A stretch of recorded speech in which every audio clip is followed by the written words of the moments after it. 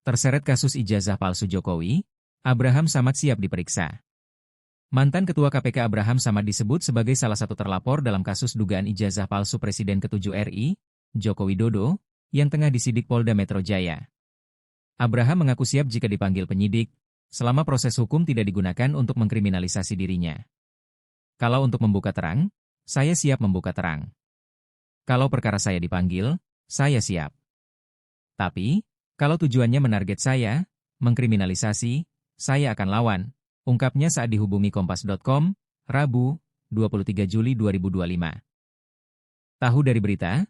Belum terima surat resmi Abraham mengaku mengetahui sebagai terlapor dalam kasus tersebut dari pemberitaan saat berada di Melbourne, Australia. Ia mengaku belum menerima surat pemanggilan atau SPDP dari polisi. Mungkin suratnya masih di pos Satpam. Saya baru pulang Sabtu malam, katanya. Abraham menduga namanya terseret karena pernah membuat podcast bersama Rai Suryo, Rismon Sianipar, dan Kurnia Triroyani, membahas isu ijazah Jokowi. Nama Abraham sebelumnya diungkap kuasa hukum Dr. Tifa, Abdullah Al-Katiri, dalam acara televisi sebagai salah satu dari 12 terlapor.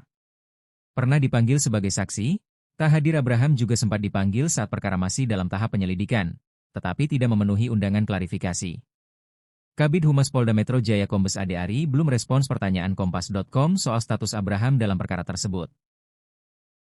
Sementara itu, Wakil Ketua Umum Projo, Freddy Alex Damanik, mengaku pernah ditanya penyidik soal Abraham saat ia diperiksa sebagai saksi. Freddy menegaskan tidak mengenal Abraham secara pribadi.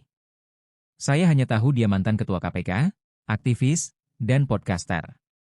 Tapi saya tidak tahu isi kontennya, jadi tidak memberikan keterangan apapun tentang dia, jelas Freddy, Kamis, 17 Juli 2025.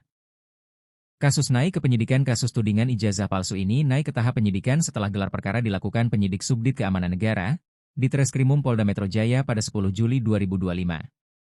Saat ini terdapat 6 laporan polisi yang ditangani, termasuk laporan yang diajukan langsung oleh Jokowi terkait pencemaran nama baik dan fitnah. 5 laporan lainnya adalah pelimpahan dari Polres, 3 diantaranya naik sidik, 2 dicabut pelapornya. 5 laporan terbagi 2. 3 LP sudah naik ke penyidikan. 2 LP dicabut pelapornya, ujar Kombes Ade Ari. Dalam laporannya, Jokowi menyerahkan barang bukti berupa flash disk berisi 24 video YouTube dan unggahan media sosial, fotokopi ijazah beserta legalisir, serta dokumen akademik lainnya.